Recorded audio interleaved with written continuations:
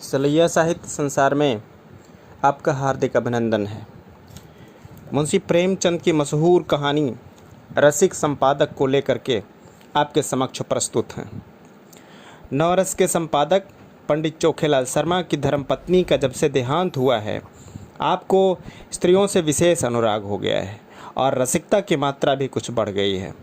पुरुषों के अच्छे अच्छे लेख रद्दी में डाल दिए जाते हैं, पर देवियों के लेख कैसे भी हों तुरंत स्वीकार कर लिए जाते हैं और बहुधा लेख की रसीद के साथ लेख की प्रशंसा कुछ इन शब्दों में की जाती है। आपका लेख पढ़कर दिल थाम कर रह गया, अतीत जीवन आँखों के सामने मूर्तिमान हो गया। अथवा आपके भाव साहित्य सागर के उज्ज्वल रत्न हैं, जिनकी चमक कभी कम न होगी, और कविताएं तो हृदय की हिलोरें, विश्ववीणा की अमरतान, अनंत की मधुर वेदना, निशा का नीरव गान होती हैं। प्रशंसा के साथ दर्शन की उत्कट अभिलाषा भी प्रकट की जाती है। यदि आप कभी इधर से गुजरें तो मुझे न भूलिएगा। जिसने ऐसी कविता की सृष्टि की है, उसके दर्शन का सौभाग्य मुझे मिला तो मैं अपने आप को धन्य समझूंगा। लेखिकाएं अनुरागमय प्रोत्साहन से भरे हुए पत्र पाकर फूली न समाती। जो लेख अभागे भिक्षुक के भांति कितने ही पत्र पत्रिकाओं के द्वार से निराश होकर लौट आए थे, उनका यहाँ इतना आदर। पहली बार ही ऐसा संपादक जन्मा है जो गुणों का परखी है, और सभी संपादक अहमन्य हैं, अपने आगे किसी को समझते ही नहीं। जरा सी संपादकीय क्या मिल गई, मानो कोई राज्य मिल गया। संपादकों को कहीं सरकारी पद मिल जाए तो अंधेरा मचा दे, वह तो कहो कि सरकार इन्हें पूछता ही नहीं। उसने बहुत अच्छा किया जो ऑर्डिनेंस पास कर दिए और स्त्रियों से द्वेष करो, यही उसी का दंड है। यह भी संपादक ही हैं, कोई घास नहीं छीलते, और संपादक भी एक जगत विख्यात पत्र के नवरस सब पत्रों में राजा है।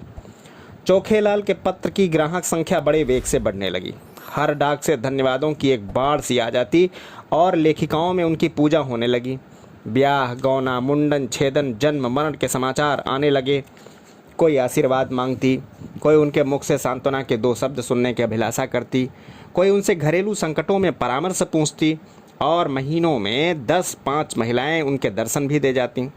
शर्मा जी उनकी आवाई का तार या पत्र पाते ही स्टेशन पर जाकर उनका स्वागत करते, बड़े आग्रह से उन्हें एकाध दिन ठहराते, उनकी खूब खातिर करते। सिनेमा के फ्री पास मिले हुए थे, खूब सिनेमा दिखाते। महिलाएं उनके सद्भाव से मुग्ध होकर के विदा होती। मशहूर तो यहाँ तक है कि शर्मा जी का कई लेखिकाओं से बहुत ही घनिष्ठ संबंध हो गया है, लेकिन इस विषय में हम निश्चयपूर्वक कुछ कह नहीं सकते। हम तो इतना ही जानते हैं कि देवियाँ एक बार यहाँ आ जाती, वह शर्मा जी की अनन्य भक्त हो जाती। बेचारा साहित्य की कुटिया का तपस्वी है, अपने विधुर जीवन की निराशाओं के अपनों अंतस्थल में रख करके मूक वेदना में प्रेम माधुरी का रसपान कर रहा है। संपादक जी के जीवन में जो कमी आ गई थी, उसकी कुछ पूर्ति करना महिलाओं ने अपना धर्म सम्मान लिया। उनके भरे हुए भंडार में से अगर एक क्षुधित प्राणी को थोड़ी सी मिठाई दी जा सके तो उससे भंडार की शोभा है। कोई देवी पार्सल के अचार भेज देती, कोई लड्डू। एक ने पूजा का ऊनी आसन अपने हाथों से बनाकर भेज दिया। एक देवी महीने में एक बार आकर उनके कपड़ों की मरम्मत कर देती थी। दूसरी देवी महीने में 2-3 बार आकर उनकी अच्छी अच्छी चीज़ें बनाकर खिला जाती थी। अब वह किसी एक के न होकर सबके हो गए थे। स्त्रियों के अधिकारों का उन्हें बड़ा रक्षक शायद कोई मिले। पुरुषों से तो शर्मा जी हमेशा तीव्र आलोचना ही मिलती थी। श्रद्धा में सहानुभूति का आनंद तो उन्होंने स्त्रियों में ही पाया। एक दिन संपादक जी को एक ऐसी कविता मिली जिनमें लेखिका ने अपने उग्र प्रेम का रूप दिखाया था। अन्य संपादक उसे अश्लील कहते, लेकिन चोखेलाल इधर बहुत उदार हो गए थे। कविता इतने सुंदर अक्षरों में लिखी थी कि लेखिका का नाम इतना मोहक था कि संपादक जी के सामने उसका एक चित्र, एक कल्पना चित्र सा आकर खड़ा हो गया। भावुक प्रकृति, कोमल गात, याचना भरे नेत्र, बिंब, अधर, चंपई रंग, अंग अंग में चपलता भरी हुई, पहले गोंद की तरह शुष्क और कठोर, आर्द्र होते ही चिपक जाने वाली। उन्होंने कविता को 2-3 बार पढ़ा और हर बार उनके मन में सनसनी दौड़ी। क्या तुम समझते हो कि मुझे छोड़कर भाग जाओगे? भाग सकोगे? मैं तुम्हारे गले में हाथ डाल दूंगी, मैं तुम्हारी कमर के करपास से कस दूंगी, मैं तुम्हारा पाँव पकड़कर रोक लूँगी, तब उस पर सिर रख दूंगी। क्या तुम समझते हो मुझे छोड़कर भाग जाओगे? छोड़ सकोगे? मैं तुम्हारे अधरों पर अपने कपोल चिपका दूंगी।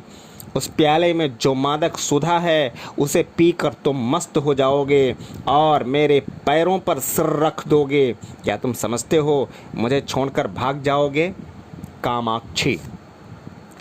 शर्मा जी को हर बार इस कविता में एक नया रस मिलता था। उन्होंने उसी क्षण कामाक्षी देवी के नाम यह पत्र लिखा। आपकी कविता पढ़कर मैं नहीं कह सकता मेरे चित्त की क्या दशा हुई। हृदय में एक ऐसी तृष्णा जाग उठी है जो मुझे भस्म किए डालती है। नहीं जानता इसे कैसे शांत करूं। बस यही आशा है कि इसको शीतल करने वाली सुधा भी वहीं मिलेगी जहां से यह तृष्णा मिली है। मन मतंग की भांति जंजीर तुड़ाकर भाग जाना चाहता है। जिस हृदय से यह भाव निकले हैं उसमें प्रेम का कितना अक्षय भंडार है। उस प्रेम का जो अपने को समर्पित कर देने में ही आनंद पाता है। मैं आपसे सत्य कहता हूँ, ऐसी कविता मैंने आज तक नहीं पढ़ी थी और इसने मेरे अंदर जो तूफान उठा दिया है वह मेरी विधुर शांति को छिन्न भिन्न किए डालता है। आपने एक गरीब की फूस की झोपड़ी में आग लगा दी है, लेकिन मन यह स्वीकार नहीं करता कि यह केवल विनोद क्रीड़ा है। इन शब्दों में मुझे एक ऐसा हृदय छिपा हुआ ज्ञात होता है जिसने प्रेम की वेदना सही है, जो लालसा की आग में तपा है।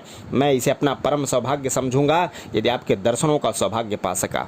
यह कुटिया अनुराग की भेंट आपका स्वागत करने को तड़प रही है। सप्रेम। तीसरे दिन ही उत्तर आ गया। कामाक्षी ने बड़े भावुकतापूर्ण शब्दों में कृतज्ञता प्रकट की थी और अपने आने की तिथि बताई थी। आज कामाक्षी का शुभागमन है। शर्मा जी ने प्रातःकाल हजामत बनवाई, साबुन और बेसन से स्नान किया। महीन खद्दर की धोती, कोकटी का ढीला चुन्नटदार कुर्ता, मलाई के रंग की रेशमी चादर, इस ठाट से आकर कार्यालय में बैठे तो सारा दफ्तर गमक उठा। दफ्तर की भी खूब सफाई करा दी गई थी। बरामदे में गमले रखवा दिए गए थे। मेज पर गुलदस्ते सजा दिए गए थे। गाड़ी 9 बजे आती है, अभी 8:30 हैं। 9:30 बजे तक यहाँ आ जाएंगी।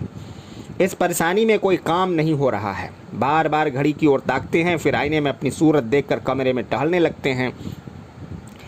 मूंछों में 2-4 बाल पके हुए नजर आ रहे हैं, पर उन्हें उखाड़ फेंकने का इस समय कोई साधन नहीं है। कोई हरज नहीं, इसमें रंग कुछ और ज़्यादा जमेगा।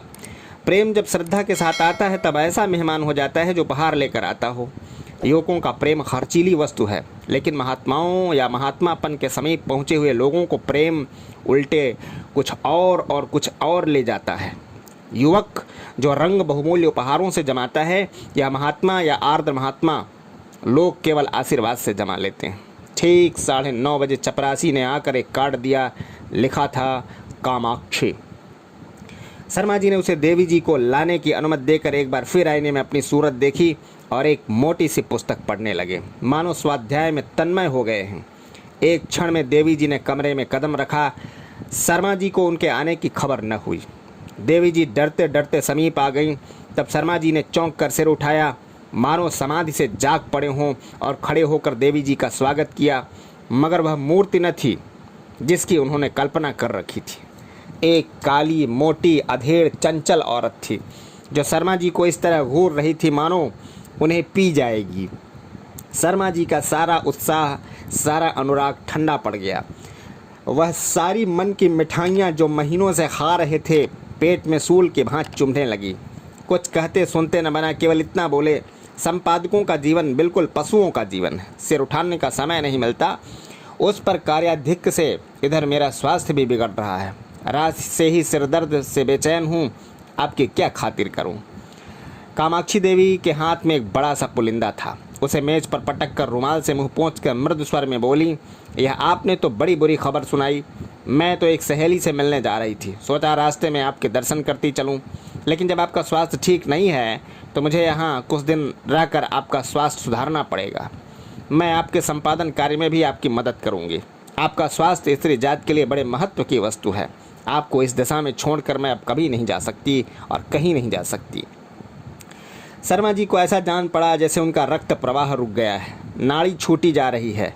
उस चुड़ैल के साथ रहकर तो जीवन ही नरक हो जाएगा। चली है कविता करने, और कविता भी कैसी, अश्लीलता में डूबी हुई। अश्लील तो है ही, बिल्कुल सड़ी हुई, गंदी।